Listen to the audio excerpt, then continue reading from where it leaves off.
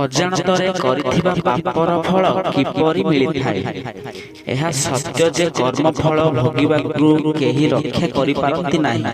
କିନ୍ତୁ ଯଦି ତୁମର କାମ ଖରାପ ଦେଖାଯାଉଥିବ, କିନ୍ତୁ ଯଦି ତୁମର ଉଦ୍ଦେଶ୍ୟ ସତ୍ୟ ଓ ଲକ୍ଷ୍ୟ ଭଲ ଥିବ, ତେବେ ତୁମେ ଫଳ ମଧ୍ୟ ଠିକ୍ ଏବଂ ଭଲ ହେବ।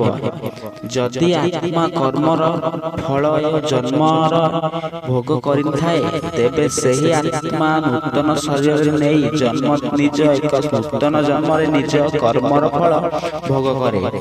ଏହାକୁ କୁହନ୍ତି କର୍ମ ସିଦ୍ଧାନ୍ତ। ଆସନ୍ତୁ ଜଣେ ରାଜାଙ୍କ କାହାଣୀ ମାଧ୍ୟମରେ କର୍ମର ସିଦ୍ଧାନ୍ତ ବିଷୟରେ ଜାଣିବା। ବହୁ ବର୍ଷ ପୂର୍ବେ ଜଣେ ରାଜା ଥିଲେ। ସେହି ରାଜା ଦିନେ ତାଙ୍କର ଜନ୍ମ ପତ୍ରିକା ପଢ଼ୁଥିଲେ।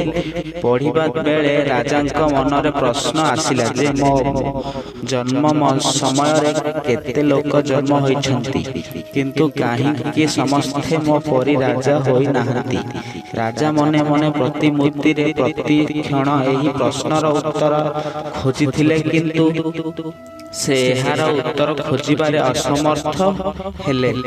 ନିଜେ ପ୍ରଶ୍ନର ଉତ୍ତର ଜାଣିବା ପାଇଁ ସେ ତାଙ୍କ ରାଜ୍ୟର ବହୁତ ବୁଦ୍ଧିମାନ ବ୍ୟକ୍ତିଙ୍କୁ ଡକାଇଲେ। ସେହି ରାଜ୍ୟରେ ଥିବା ସମସ୍ତ ବୁଦ୍ଧିଜୀବୀ ରାଜସଭାରେ ଏକତ୍ରିତ ହେଲେ। ସେମାନଙ୍କ ଭିତରେ କୁହାକୁହି ହେଲେ ଯେ ରାଜା ସେମାନଙ୍କୁ ଏଠାରେ କାହିଁକି ଡାକିଛନ୍ତି।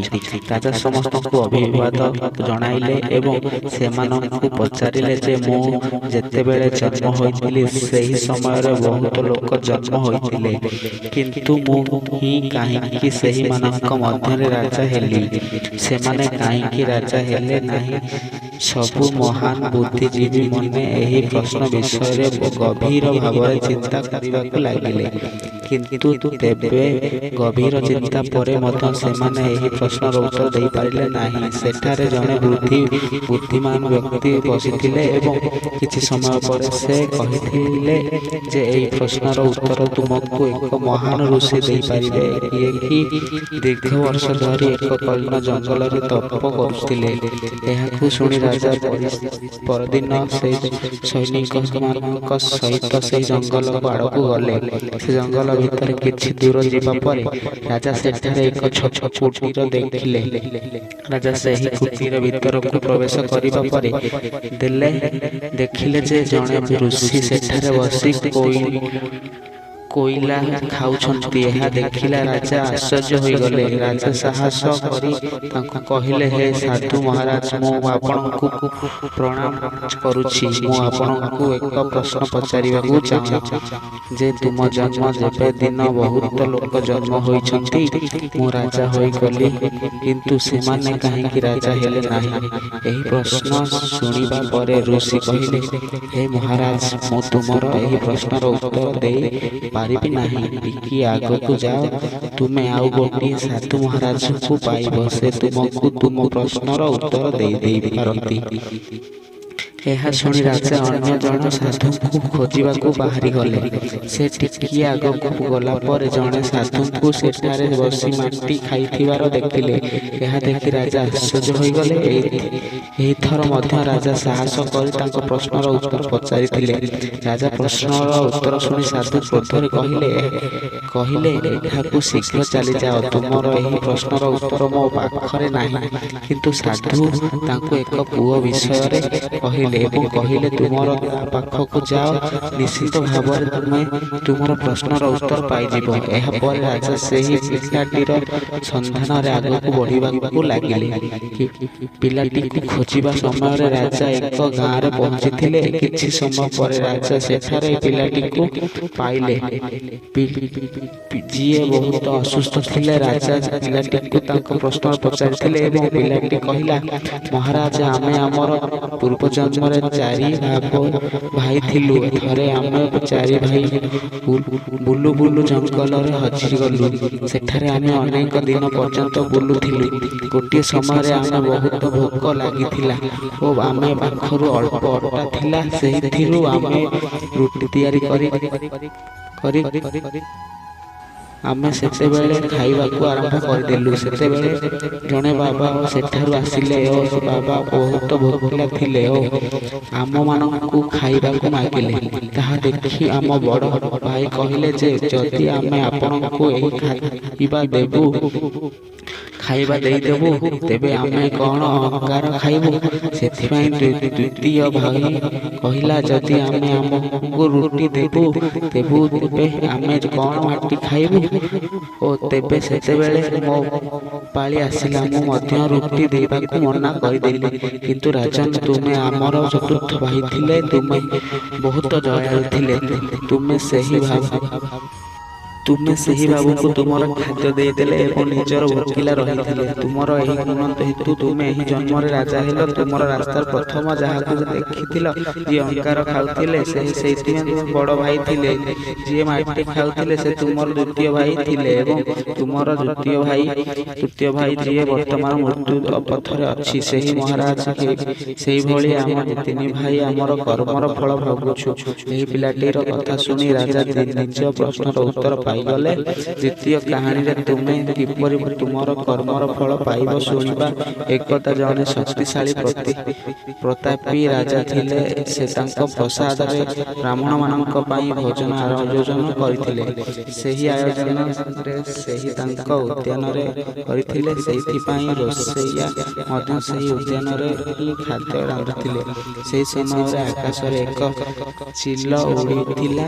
ସେହି ଚିଲଟି ନିଜ ପଞ୍ଝାରେ ଗୋଟିଏ ସାପକୁ ଭିଡ଼ି ଧରିଥିଲେ ଏବଂ ସାପଟି ନିଜକୁ ବଞ୍ଚିବା ପାଇଁ ଚିଲକୁ କାମୁଡ଼ିବାକୁ ନିମନ୍ତ୍ରିତ ପ୍ରୟାସ କରିଥିଲା। ଏହି ସମୟରେ ସାପର ବିଷରୁ କିଛି ବୁନ୍ଦା ତଳ ଖସି ଉଦ୍ୟାନରେ ଥିବା ହାଣ୍ଡିରେ ପଡ଼ିଯାଇଥିଲା, ଯେଉଁଥିରେ ବ୍ରାହ୍ମଣମାନଙ୍କ ପାଇଁ ଖାଦ୍ୟ ରନ୍ଧା ଯାଉଥିଲା। କିନ୍ତୁ ଏହି କଥା ରୋଷେଇଆ ଜାଣିପାରିନଥିଲା। ଫଳରୁ ସ୍ୱରୂପ ସେହି ସମସ୍ତ ଖାଦ୍ୟ ବିଷାକ୍ତ ହୋଇଗଲା ଏବଂ ବ୍ରାହ୍ମଣମାନେ ସେହି ଖାଦ୍ୟ ଖାଇଥିଲେ। ସମସ୍ତ ବ୍ରାହ୍ମଣମାନେ ବିଷାକ୍ତ ଖାଦ୍ୟ ଖାଇବା ହେତୁ ମୃତ୍ୟୁବରଣ କରିଥିଲେ। ଏତେ ସଂଖ୍ୟକ ବ୍ରାହ୍ମଣ ଏକାଠି ମରିବା ଭଲ କଥା ନୁହେଁ। ଏହା ଏକ ବଡ଼ ପାପ ଥିଲା। ବର୍ତ୍ତମାନ ଏହି ପାପ ପାଇଁ କାହାକୁ ଦଣ୍ଡ ଦିଆଯିବା ଉଚିତ ବୋଲି ଭଗବାନଙ୍କ ନିକଟରେ ପ୍ରଶ୍ନ ଉଠିଥିଲା। ପ୍ରଥମେ ରାଜା ଯିଏ ଏହି ଭୋଜନର ଆୟୋଜନ କରିଥିଲେ କିନ୍ତୁ ଖାଦ୍ୟରେ ବିଷ ଥିବା ଜାଣିନଥିଲେ। ଦ୍ୱିତୀୟ ଖାଦ୍ୟ ପ୍ରସ୍ତୁତ କରିଥିବା ରୋଷେଇଆ ଯିଏ ଜାଣିପାରି ନଥିଲେ ଏହା ବିଷୟରେ ବିଷାକ୍ତ ହୋଇପାରିଛି। ତେବେ ଜଣେ ଦଣ୍ଡ ସେହି ଚିଲିକୁ ମିଳିବା ଉଚିତ ନା ସେହି ସାପକୁ ମିଳିବା? ଆତ୍ମହତ୍ୟା ରକ୍ଷା ପାଇଁ ବିଷୟ ଉଗାଳିଥିଲେ। ତେବେ ସେହିପରି ବଡ଼ ସାପ ପାଇଁ କାହାକୁ ଦଣ୍ଡ ଦିଆଯିବ? ଏହା ଏକ ବଡ଼ ଦ୍ୱନ୍ଦ୍ୱରେ ପରିଣତ ହେଲା। ଅନେକ ଦିନ ବିତିଗଲା କିନ୍ତୁ ଭଗବାନ ଉଚିତ ପଦକ୍ଷେପ ନେଇପାରିଲେ ନାହିଁ। କିଛି ଦିନ ପରେ ଏକଦା କିଛି ବ୍ରାହ୍ମଣ ସେହି ରାଜ୍ୟକୁ ଆସି ଜଣେ ମହିଳାଙ୍କୁ ରାଜପ୍ରସାଦ ଠିକଣା ମାଗିଥିଲେ। ମହିଳା ଜଣକ ରାଜପ୍ରସାଦର ଠିକଣା କହିଥିଲେ। କିନ୍ତୁ ଠିକଣା କହିବାର ପରେ ମହିଳା ଜଣକ ସେହି ବ୍ରାହ୍ମଣମାନଙ୍କୁ ଚେତାଇଥିଲେ ଯେ ଆପଣମାନେ ପ୍ରାସାଦକୁ ଯାଉଛନ୍ତି କିନ୍ତୁ ଟିକେ ସତର୍କ ରହିବେ, କାରଣ ଏହି ରାଜା ବ୍ରାହ୍ମଣମାନଙ୍କୁ ଖାଦ୍ୟରେ ବିଷ ମିଶାଇ ଖାଦ୍ୟ ଖାଇବାକୁ ଦେଇଥିଲେ। ମହିଳା ଜଣକ ଏହା କହିବା ମାତ୍ରେ ଭଗବାନ କହିଥିଲେ ଯେ ମୁଁ ଏକ କର୍ମଫଳର ପ୍ରକୃତ ଉତ୍ତର ଅଧିକାରୀକୁ ପାଇଯାଇଛି। ସମସ୍ତେ ଈଶ୍ୱରଙ୍କୁ ପଚାରିଥିଲେ ଯେ ସେହି କିଛି। ଭଗବାନ କହିଲେ ଯେ ଏହି ମହିଳାଙ୍କ ଜଣକ ଏଥିପାଇଁ ଦଣ୍ଡ ପାଇବା ଉଚିତ। ତାପରେ ସମସ୍ତେ ଆଶ୍ଚର୍ଯ୍ୟ ହୋଇଗଲେ। କହିଥିଲେ ଯେ ସେହି ସମୟରେ ମହିଳା ସେଠାରେ ଉପସ୍ଥିତ ହିଁ ନଥିଲେ। ସେ ଖାଦ୍ୟରେ ବିଷ ମିଶାଇଲେ ନାହାନ୍ତି, ସେହି ଖାଦ୍ୟ ରୋଷେଇ ମଧ୍ୟ କରିନାହାନ୍ତି କିମ୍ବା ବ୍ରାହ୍ମଣମାନଙ୍କୁ ଖାଦ୍ୟ ପରିବେଷଣ କରିନାହାନ୍ତି। ତେବେ ଆପଣ ଏଥିପାଇଁ କାହାକୁ କାହିଁକି ଦଣ୍ଡ ଦେଉଛନ୍ତି? ତେବେ ଭଗବାନ କହିଛନ୍ତି ଯେ ଏହି କୌଣସି ଘଟଣାରୁ ଅଧିକ ଉପଭୋଗ କରିଛନ୍ତି ତାଙ୍କୁ ଏହାର ପରିମାଣ ଭୋଗିବାକୁ ପଡ଼ିଥାଏ। ଏହି ଏହି ପୁରା ଘଟଣା ରୋଷେଇଆ ଆନନ୍ଦ ଅନୁଭବ କଲେ, କାହିଁକି ନା ରାଜା ଆନନ୍ଦ ଅନୁଭବ କଲେ ନାହିଁ, କିନ୍ତୁ ସାପ ବା ସେହି ଚିଲ ଆନନ୍ଦ ଅନୁଭବ କଲେ ନାହିଁ। କିନ୍ତୁ ଏହି ମହିଳା ଏହି ଘଟଣାରୁ ସବୁଠାରୁ ଅଧିକ ଆନନ୍ଦ ଏବଂ ଅଧିକ ରସ ପାଇଥିଲେ। ତେଣୁ ଏହି କର୍ମର ଫଳ ସେହି ଭୋଗିବ। ତେବେ ଏହି କାହାଣୀରୁ ଆରମ୍ଭକୁ କ'ଣ ଶିକ୍ଷା ମିଳିଲେ?